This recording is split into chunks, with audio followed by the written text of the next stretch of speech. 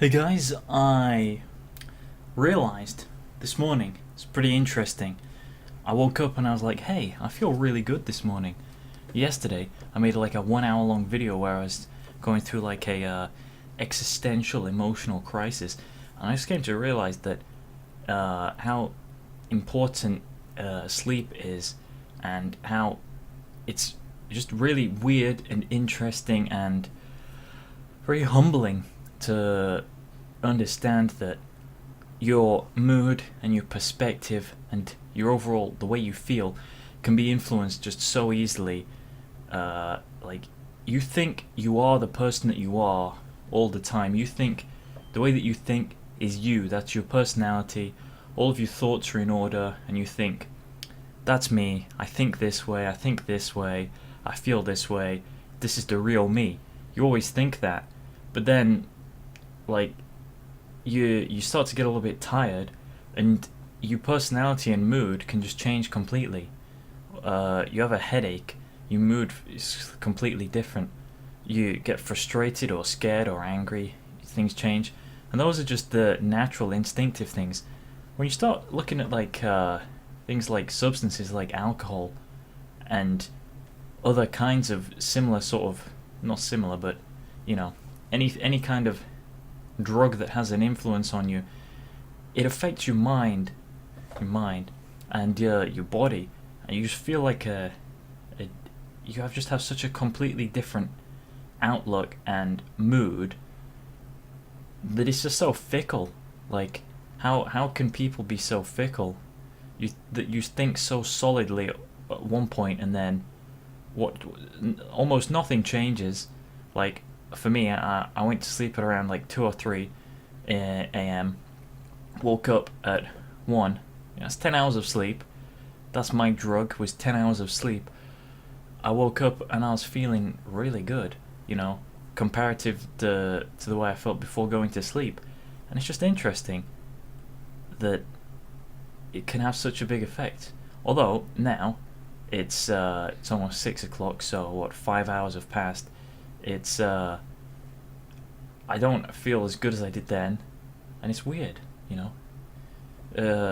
just how your energy levels can have an influence on your mood, and how your mood influences the way you think and your motivations. It's very fidgety and weird to think that it's so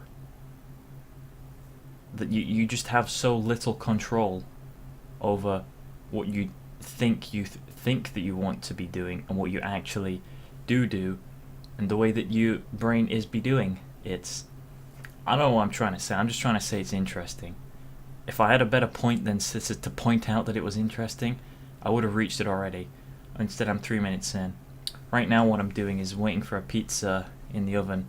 Put a Dr. Utker pizza pollo, the chicken and spinach pizza. Put that in the oven. It's like 10 to 14 minutes. Just killing time making a video. That's in fact, I'm getting really warm wearing this fucking fleece. Is it unprofessional to take off a fleece while I'm recording, considering I don't edit my videos? You have to visibly witness that. I don't care, really, because professionality is not something you come to expect from a person on their own making YouTube videos at this caliber. Then you say, well, you're supposed to set an example. If you want people to treat you like a professional, you have to act like a professional. If you want people to follow you into doing something, you have to take the steps into that direction, and then people will follow you. You can't just sit there and say, hey guys, go that way, or hey guys, watch my channel to make it become better. It's like, instead of saying to people, if you've got an idea, this is something I see a lot on like Kickstarter and people on Dragon's Den, any kind of investment thing where they're looking for investors from like people or other investors, like from the mass market people who give us lots of people giving a small amount of money, or a few people giving a large amount of money for investment. That's what investment is, by the way, in case you didn't know. For a percentage of the company, or a percentage of the profit that the company makes. So for those people doing that, they come up with ideas and they say, I have an idea for this, but they've not really made anything. So how do they expect people to follow? I'm in the same situation all the time myself, to be honest. I keep trying to organize with my friends to collaborate on projects. Like, oh guys, let's make this game. Let's make this game.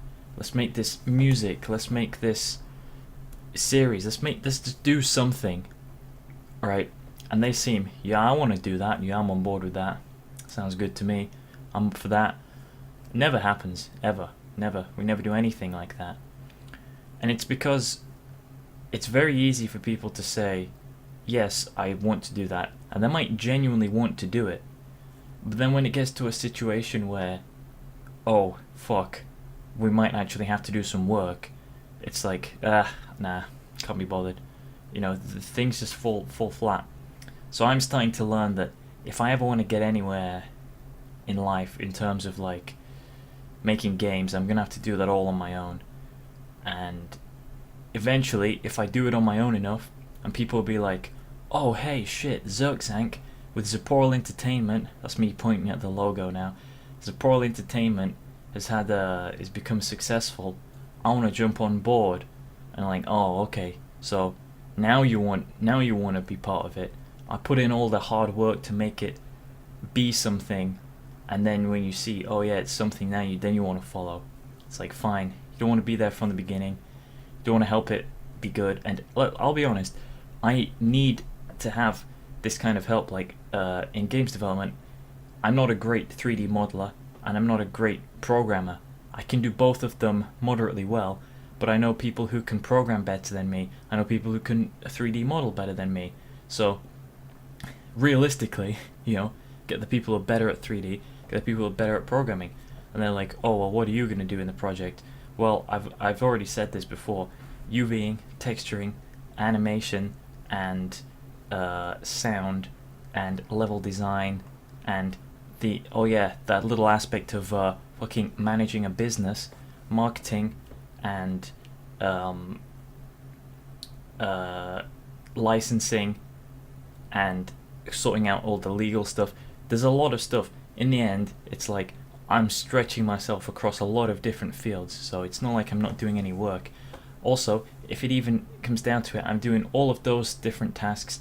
In addition, I could then offer programming support and 3D support, so it's not even like I wouldn't be doing anything.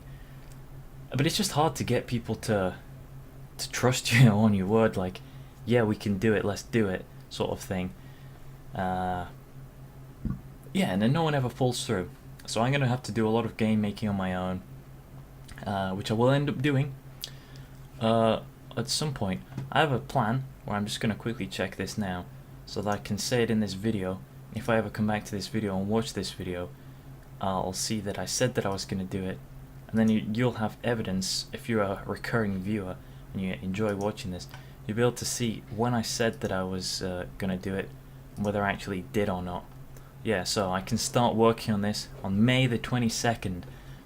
That's when my final deadline for university work is. All the time I have from then on is just undetermined. What am I going to be doing with that time? I'd like to think I'll be working on projects that I enjoy working on, not bullshit assignments, and for a while, hopefully, not flipping burgers or making McFlurries. In all honesty, I wouldn't mind making McFlurries, but it's just not, I just have a little bit more that I want to get out of life than that. So I am doing that on my own because people, at least the ones I've been talking to, it's very hard to get them motivated unless I can say to them, hey, I'm going to give you money to do it. If I don't have money, they don't have money, none of us have money, and there's a chance that you make a game project and it will not have any financial success to it, So you put in all this effort, what do you get out of it? The satisfaction of making a game, but you don't get any money out of it. And that seems to be all that people care about. They would rather work a solid, boring job shift doing some shelf stacking than take a bit of risk or take a part-time job in their spare time, work on something. So I don't know, hard to motivate people, hard to motivate myself even. So when it's me trying to motivate other people, it doesn't even work. You need to follow by your own examples, lead the way, people will follow, and that's all you can do. That's what I've learned. That, and get lots of sleep. Do stuff and sleep. That's my fucking... This is the most productive and most conclusive episode yet. Sleep and do stuff. Thanks for watching. Improve your life. Sort yourself out.